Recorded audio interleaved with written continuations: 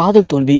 நடிகை தேவயானி மூத்த மகள் இனியா எடுத்த அந்த தவறான முடிவு ஒட்டுமொத்த தேவயானி குடும்பத்தினரையும் கண்ணீர்ல மூழ்க வச்சிருக்கு. தமிழ் சினிமாவில் 90ஸ்ல இருந்த மிக முக்கியமான நடிகையில் ஒருத்தவங்க தேவயானி. தேவயானி தமிழ் சினிமாவில் எந்த ஒரு கிளாமரும் காட்டாம முழுக்க முழுக்க குடும்ப பாங்கான கதாபாத்திரங்களை மட்டுமே ஏற்று நடிச்சு அதன் மூலியமா தமிழ் சினிமாவில் மிக மிக பிரபலமான நடிகையா இருந்தவங்க தேவயானி.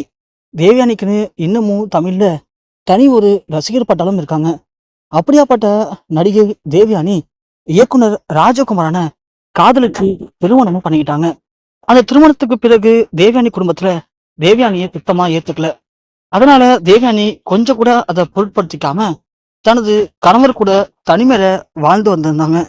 அதன் பிறகு சினிமாவில் நடிகை தேவயானி அதிகமா நடிக்கல. தனது குடும்பத்துக்காக தேவயானி தனது கெரியரை அதோட முடிச்சுக்கிட்டாங்க. அப்படி தேவயானி ராஜகுமாரன் இதுவரைக்கும் 2 பெண் குழந்தைகள் பிறந்தாங்க.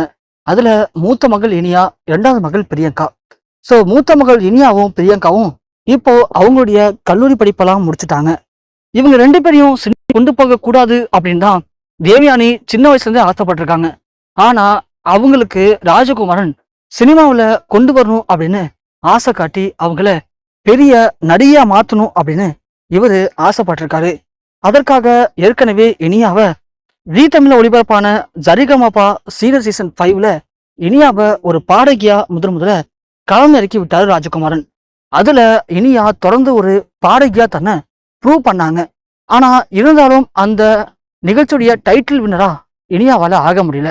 அதன் பிறகு இனியா என்ன பண்ணலாம்னு யோசிக்கும் போது இனியாவை வைத்து படம் இயக்கத்துக்கு ஒரு இயக்குனர் ரெடியானாரு. அந்த படத்துடைய கதை முழுக்க முழுக்க ஒரு அற்புதமான கதை.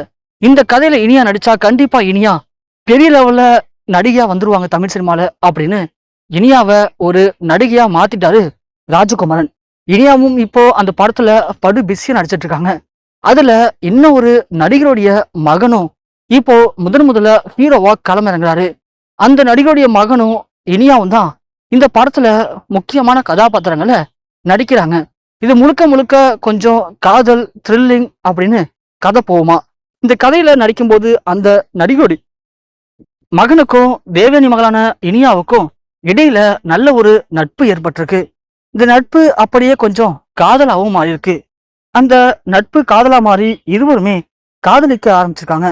இப்படி 2 பேரும் காதலிக்க ஆரம்பிச்சது நம்ம தேவயானிக்கு தெரிய வந்திருக்கு. ஏன்னா படக்குழுல இருக்கிற எல்லாருமே இவங்களுடைய காதலை பார்த்து என்னப்பா இப்படி முதல் படத்திலேயே அதுவும் குறிப்பா தேவயானி மகள் இப்படி பண்றாங்களே அப்படின்னு எல்லாரும் வியந்து போய் பார்த்திருக்காங்க. அப்படி சில பேர் தேவயானிட்ட சொல்ல தேவயானி தன் மகள் இனியாவை கூப்பிட்டு கண்டிச்சிருக்காங்க. ஸோ நீ பண்றது ரொம்ப தவறு, நீ பண்றது தேவையில்லாத பிரச்சனை போய் முடியும், உனக்கு இன்னும் வயசு இருக்கு, அதுக்குள்ள நீ காதல்லாம் போனா கண்டிப்பா பிரச்சனை ஆகிடும் அப்படின்னு தன் மகளை முழுக்க முழுக்க கண்டிச்சிருக்காங்க தேவயானி. அது இனியாவுக்கு சுத்தமா பிடிக்கல. அதன் காரணமா இனியா தன் அம்மா கிட்ட பயங்கரமா சண்டை போட்டிருக்காங்க. ஸோ நான் அந்த பையனை தான் கல்யாணம் பண்ணிப்பேன் அப்படின்னு.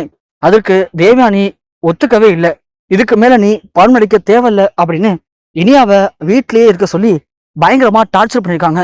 அந்த டார்ச்சர் தாங்க முடியாத இனியா தன்னுடைய காதல் தோத்து போயிடக்கூடாது அப்படிங்கிற மன விரக்தியில வேற வழியே இல்லாம தன் காதலை ப்ரூவ் பண்றதுக்காக வீட்லயே விஷம் மருந்தி இனியா எடுத்திருக்க தற்கொலை முடிவு ஒட்டுமொத்த தேவயானி குடும்பத்தினர் அனைவரையும் உச்சக்கட்ட கண்ணீர்ல மூழ்க வச்சிருக்கு.